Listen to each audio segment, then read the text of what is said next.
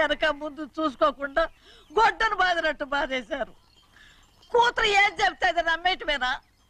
అసలు ఏం జరిగింది, ఎలా జరిగిందని ఒక్క మాట అయినా అడిగాడు ఆ పెద్ద మనిషి. పోనీ నువ్వైనా చెప్పలేకపోయావేంటి?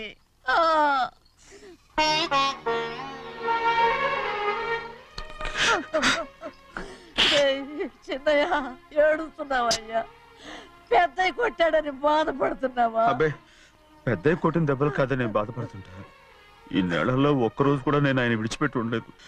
అలాంటిది 2 రోజులు అయిపోయింది ఆయన చూసి. అదే బాధగా ఉంది. బాధ ఇదే. చిన్నయ్య చూడు, ఎవ్వరికి కనపడకుండా పెద్దయ్య గారిని చూసిరారా, అప్పుడు నీ మనసు స్థిమిత పడుతుంది. లేదే, ఆయన తప్ప ఆయన తెలుసుకుని నాకు కబురు చేసేంత వరకు నేను ఆయన మొహం చూడను. ఆ దొంగ ముఖం నీ మీద మనసు పడ్డట్టు నాటకం ఆడింది అనుకో, అది నీ యజమాని కూతురు అని తెలుసు కదా, నువ్వెందుకు మనసు పడ్డా? సిగ్గిడిసి తన అందరి ముందు పంపు సెట్ దగ్గర స్నానం చేస్తూ నా మీద పడ్డప్పుడు కూడా నేను మనసు పడలేదే. కానీ ఒకరోజు, అయ్యో ఏంటి తమ్ముడు మధ్యగానే పోయిందేంటి? పుస్తకాలన్నీ తగలబెడతావు, పైగా చదువుకో డిగ్రీ కాగితాలు కూడా మంటలు పడేస్తావేంటి? ఏమైంది నీకు? ఇదిగో మర్యాదగా మంటలవి. అవి నేను చదివి సంపాదించుకున్న డిగ్రీలు. వాటిని మంటల్లో వేస్తాను, చిప్పేస్తాను, నా ఇష్టం. అది అడిగే హక్కు నీకు లేదు. అవి మంటల్లో వేయకపోతే ప్రాణానికి ప్రాణంగా చూసుకుంటున్నావే మా నాన్న, ఆయన మీద ఒట్టు ఇల్లు ఇలా పడి చేస్తాను.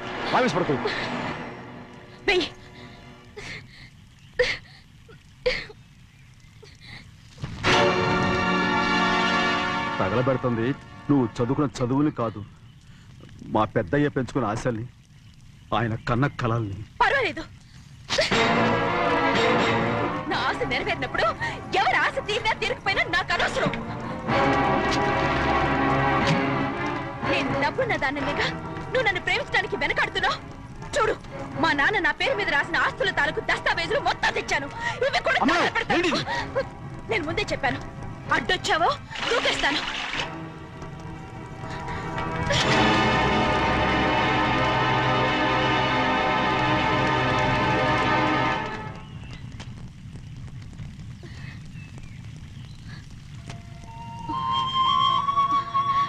చూడు, ఇప్పుడు నేను ఒట్టి ప్రభావతిని. నాకు చదువు లేదు, డబ్బు లేదు. ఇప్పుడు నేను ఒప్పుకుంటావా? మరి చిన్నపిల్ల మాడతావేంటి? ఎన్ని చెప్పినా సరే నువ్వు మా పెద్దయ్య కూతురువి. అలాంటిది నేను పెళ్లి చేసుకోవడం ఏంటి? మరి అర్థమైన మాడతావు.